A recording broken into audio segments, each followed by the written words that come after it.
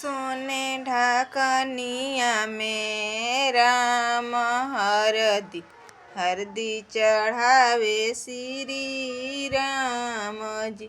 हरदी चढ़ावे श्री राम जी।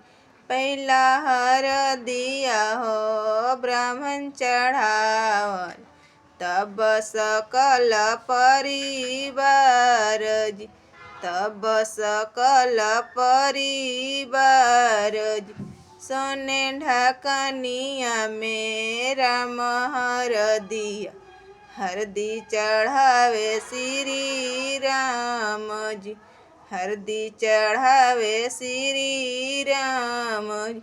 दूसरा हरदिया हो पापा चढ़ावल तब सकल परिवार जी।